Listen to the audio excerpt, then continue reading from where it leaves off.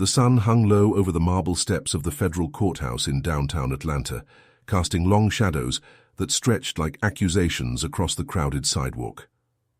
Marcus Hale adjusted his tie, the silk smooth against his collar, as he descended the final step. At 48, he moved with the deliberate grace of a man who'd argued cases before juries and judges, his dark suit impeccable despite the humid afternoon air. He was here for a routine hearing, nothing groundbreaking, just another layer in the endless fight for justice. But the weight of the day pressed on him, familiar as an old scar. A patrol car idled at the curb, its lights off but engine rumbling low. Officer Derek Landry leaned against the hood, arms crossed, his uniform crisp under the badge that gleamed like a challenge. At 32, Landry was built like a linebacker, who'd never quite left the field, his buzzed hair and perpetual scowl marking him as the kind of cop who patrolled with authority, wrapped in impatience. He'd been assigned to courthouse security for the past year, a demotion he blamed on everyone but himself. Today, the street felt too busy, too chaotic with lawyers, protesters, and the occasional lost tourist milling about. Marcus paused at the bottom step, pulling his phone from his pocket to check for messages from his clerk. That's when Landry straightened, eyes narrowing on the man in the suit who seemed out of place. Not hurried enough, not deferential. "Hey," Landry barked, stepping forward with the easy dominance of someone used to compliance. "You got business? Here, or are you just loitering?" Marcus looked up, his expression calm, eyebrows lifting just a fraction. He'd faced worse than a puffed-up uniform in his career, but something in the officer's tone, the clipped edge, the way his gaze lingered on Marcus's skin, set a quiet alarm ringing. "I'm leaving a hearing," Marcus said evenly, slipping the phone back into his pocket. "Just heading to my car." Landry snorted, uncrossing his arms to gesture at the thinning crowd. "Yeah? Look like one of those activists stirring up trouble. We don't need that crap around here. Move along before I run you for warrants." His voice carried, drawing a few glances from passers-by. A young paralegal clutching her briefcase, an older woman waiting for a ride, who quickly averted their eyes. Marcus felt the heat rise, not from the sun but from the familiar coil of restraint he'd honed over decades. He could see the courthouse doors behind him, symbols of the system he'd sworn to uphold, now framing this petty confrontation like a bad irony. "Officer," he replied, voice steady as a gavel, "I'm an attorney. If you'd like, I can show you my bar card." Landry's laugh was sharp, devoid of humor. "Attorney? In that get-up? Come on, man, you think I'm stupid? Street like you probably lifted that suit. Get in your car, whatever junker you drove here, and roll out before I decide to check your ID the hard way." He stepped closer, hand resting on his belt near the cuffs, the implication hanging heavy in the air. The paralegal hesitated nearby, her phone half raised as if debating a video, but she thought better of it and hurried away. Marcus stood his ground, the city's distant hum of traffic underscoring the moment. He'd chosen this path, law school nights after long shifts, climbing ranks through sheer will, not for confrontations like this, but to dismantle them. Still, the risk flickered. One wrong word, one escalation, and the day could unravel. "My name is Marcus Hale," he said, meeting Landry's stare. "And I suggest you verify that before this goes further." Landry's smirk faltered for a split second, but pride shoved it back. "Hale? Never heard of you. Probably some ambulance chaser. Last warning, move or you're detained." The words landed like a gauntlet, the officer's fingers twitching toward his radio, ready to call in backup for what he saw as just another routine shakedown. The midday sun beat down on the marble steps of the federal courthouse, turning the air thick and shimmering. Detective Harlan Reed wiped sweat from his brow, his uniform sticking to his back like a bad decision. He'd been on duty for hours, directing traffic and keeping an eye on the protesters milling about, another day in the grind of maintaining order. That's when he spotted the man in the sharp grey suit, descending the steps with a leather briefcase in hand. Tall, composed, skin the color of polished mahogany, the man moved with a quiet authority that rubbed Harlan the wrong way. Something about the way he carried himself, like he owned the place. Harlan stepped forward, blocking the path just enough to assert control. "Hey, you, move along, this ain't a lounge." His voice came out gruffer than intended, laced with the fatigue of too many long shifts. The man paused, raising an eyebrow, but said nothing at first. Harlan felt a flicker of irritation. People like this always thought they were above the rules. "Excuse me." The man's tone was even, measured, like he was addressing a child throwing a tantrum. "You heard me," Harlan snapped, gesturing at the crowd. "Sidewalks for walking, not strolling like you got all day, unless you're looking for trouble." He puffed out his chest, the badge on his chest catching the light. Around them, a few onlookers slowed, phones half raised, but Harlan ignored them. He'd dealt with entitled types before, lawyers, activists, you name it. This one just had that extra edge, the kind that made Harlan's hackles rise. The man adjusted his tie, his dark eyes locking onto Harlan's without flinching. "Officer, I'm merely leaving the building after a hearing. If you'd step aside, I'll be on my way." Harlan let out a bark of laughter, too loud, drawing more stares. "Hearing, huh? What, you think flashing a fancy suit makes you special? Get in line like everyone else, pal." The words hung in the air, sharper than he'd meant, but he didn't back down. In his line of work, you had to draw the line somewhere or they all walked over you. For a moment, the man just stood there, the briefcase gripped a little tighter. Then, with a slight shake of his head, he sidestepped Harlan and continued down the steps. Harlan watched him go, a smug satisfaction settling in his gut. Another one put in his place. He turned back to the traffic, waving a car through, but the exchange nagged at him, like an itch he couldn't scratch. Inside the courthouse, Judge Elias Thorne paused in the echoing hallway, his reflection staring back from a polished door. The insult outside lingered, not as anger, but as a weary reminder of why he fought these battles from the bench. Thorne had risen through the ranks, law school on scholarships, clerkships that tested his resolve, and now a seat on the Supreme. Court confirmed just months ago amid whispers and outright hostility. He wasn't one for confrontation. His power lay in words on paper, in precedents that shifted the ground beneath feet like that officer's. But today, after arguing a case on civil rights that hit too close to home, the encounter felt personal. He pulled out his phone, dialing his clerk, Maya Patel, who was waiting in the lobby. "Maya, meet me at the side exit and keep an eye out. There's a detective out front who seems eager for round 2. Maya's voice crackled through, efficient as always. "On my way, Judge. You okay?" "Fine," Thorne replied, though the word tasted bitter. "Just another day." He slipped the phone into his pocket and pushed through the doors, the cool interior giving way to the humid blast outside. The crowd had thinned, but Harlan was still there, leaning against his patrol car, radio in hand. As Thorne approached his waiting sedan, Maya fell into step beside him, her notebook clutched like a shield. She was young, sharp, with a no-nonsense bob that matched her drive. "That the guy?" she murmured, nodding toward Harlan. Thorne nodded once. "Doesn't matter, let's go." But as they reached the car, Harlan straightened, striding over with purpose. "Hold up, I need to see some ID." Maya bristled, stepping forward. "He's a Supreme Court justice officer. You really want to do this?" Harlan froze, his face draining of color.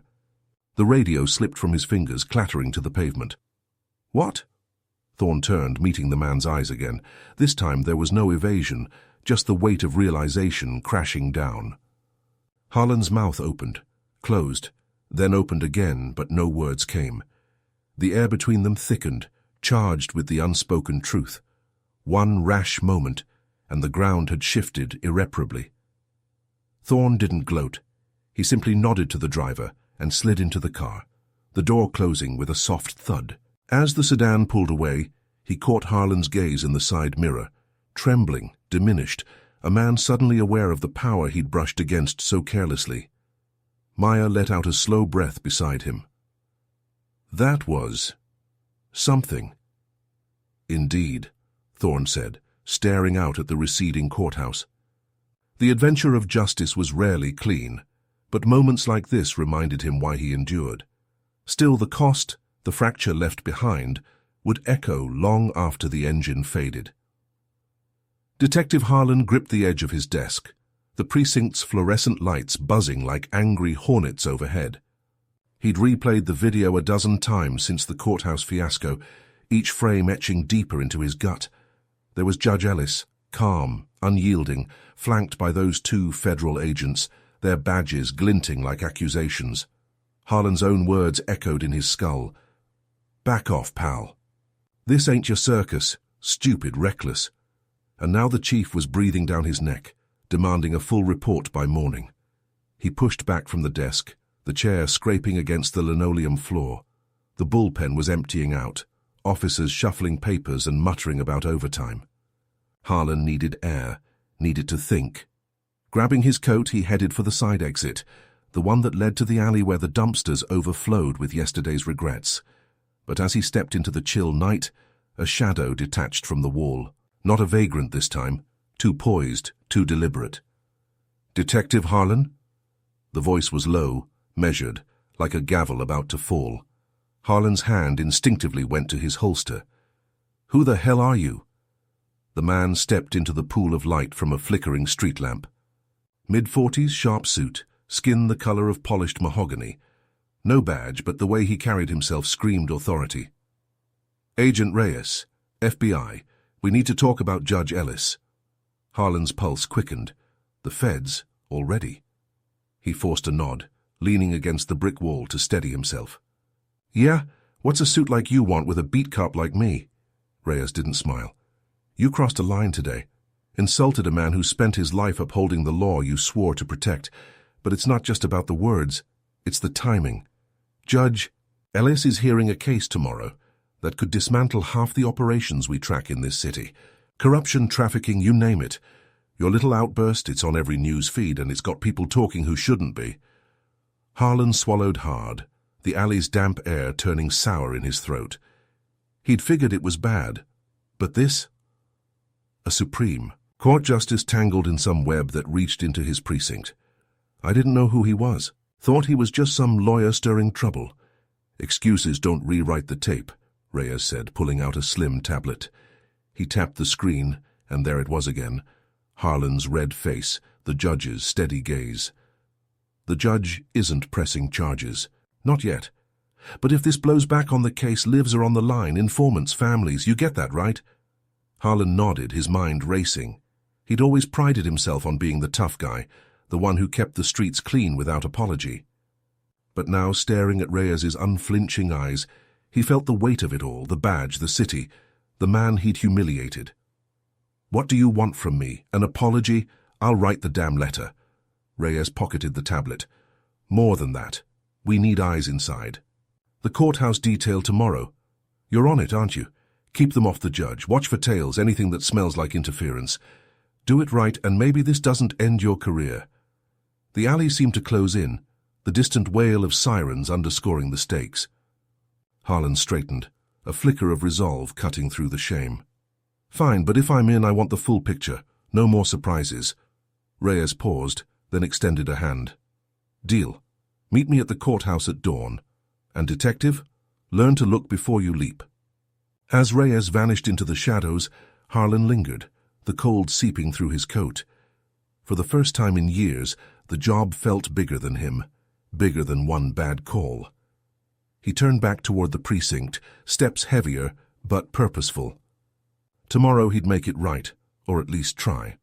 The courtroom's echo had faded hours ago, but Officer Harlan's pulse still hammered in his ears as he paced the precinct's dimly lit hallway. He'd been called in for a routine debrief, they said, but the captain's voice on the phone had carried an edge sharper than any blade Harlan had ever felt. Now standing before the one-way mirror overlooking the interrogation room, he wiped sweat from his brow, the fluorescent buzz overhead drilling into his skull like an accusation. Inside the room sat the man from the courthouse steps, Elias Grant, they'd finally named him. Not some agitator or perp, but a figure in a tailored suit, his dark skin catching the harsh light without a flinch. Grant leaned back in the metal chair, fingers steepled, eyes fixed on the mirror as if he could see straight through to Harlan's churning gut. Two detectives flanked him, not as suspects but as if they were briefing a superior. Harlan's stomach twisted. What the hell was this? "Harlan," the captain's voice crackled from the intercom, low and gravelly. "Get in here. Now." He pushed through, the door the air thick with the scent of stale coffee and polished leather.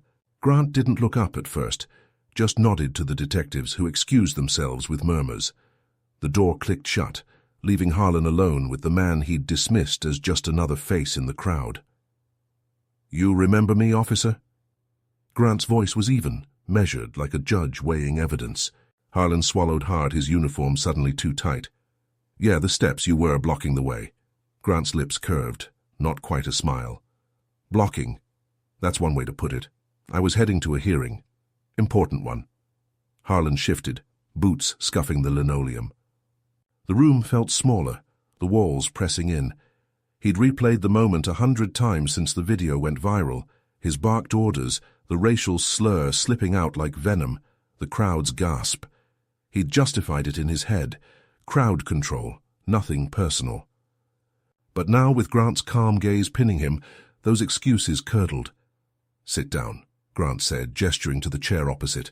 It wasn't a request. Harlan obeyed, his knees protesting. Up close, Grant's presence filled the space, tall, composed, with a quiet authority that made Harlan's badges feel like tin. "Look, if this is about that footage, it's about more than footage." Grant slid a folder across the table, thick with papers. Harlan's hands trembled as he opened it. Clippings, photos, official seals. The top page bore the Supreme Court's emblem, bold and unyielding. Harlan's breath caught. Elias Grant, nominee for Associate Justice, appointed by the President himself, confirmed just weeks ago amid whispers of landmark cases on civil rights and police reform. The man he'd shoved and insulted wasn't some lawyer or protester. He was the highest court in the land, a black man who'd risen from public defender roots to stare down the nation's most powerful. The room spun. Harlan's vision blurred, the folder slipping from numb fingers. He'd seen judges before, even testified in front of them. But this was the pinnacle, the arbiter of laws he'd sworn to uphold. And he'd spat in its face, called it filth in front of cameras that had already lit up every newsfeed from here to D. Grant watched him, unblinking. "You thought I was nobody, just another target for your temper. But tomorrow I'll be sworn in. And your words? They'll echo in ways you can't imagine." Harlan's mouth went dry, words failing him. Tremors ran through his arms, the weight of it crashing down. Not just a reprimand, but a potential reckoning for every unchecked moment in his career. The precinct, his pension, his life as he knew it, all teetering on the edge of this man's quiet judgment. Outside, the detectives waited, but in that moment, Harlan felt utterly alone, the mirror reflecting back a man diminished, exposed under the unforgiving light. The courtroom's heavy oak doors swung shut behind Judge Elias Harlan, the echo fading into the marble corridor like a final gavel strike. He adjusted his robe, the black fabric still carrying the faint scent of polished wood and aged leather from the bench. Outside, the autumn wind tugged at his collar, but the chill that settled in his chest had nothing to do with the weather. The altercation lingered in his mind, not the words themselves, sharp as they were, but the officer's face when recognition dawned, that slow crumbling from bluster to something raw and exposed. Elias paused at the top of the courthouse steps, his hand resting on the cool stone railing. Below, the plaza bustled with the usual midday crowd, lawyers in hurried clusters, protesters with signs that blurred in the distance, and the occasional tourist snapping photos of the grand facade. He scanned for Marcus, his driver and oldest friend, who should have been waiting with the car. But there, leaning against the sedan's hood, was not Marcus but Lena, Elias's daughter. She stood with her arms crossed, her dark coat buttoned against the breeze, eyes fixed on him with that mix of concern and quiet defiance she wore like armor. "Dad," she said, pushing off the car as he descended the steps. Her voice cut through the murmur of the crowd, steady but laced with the edge of someone who'd heard the whispers already. "You okay?" "Marcus called me, said there was some idiot cop mouthing off." Elias managed a half smile, though it didn't reach his eyes. "It's handled, Lena, just a misunderstanding." He glanced over his shoulder, half expecting to see the officer still hovering, but the steps were clear. The man, Officer Hale, his badge had read, had slunk away after the courthouse security intervened, his apologies mumbled and insincere, face pale as fresh paper. Lena fell into step beside him, her shorter strides matching his measured pace.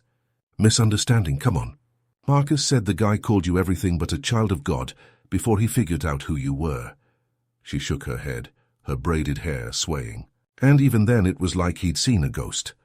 They reached the car and Elias slid into the back seat, the leather creaking under his weight.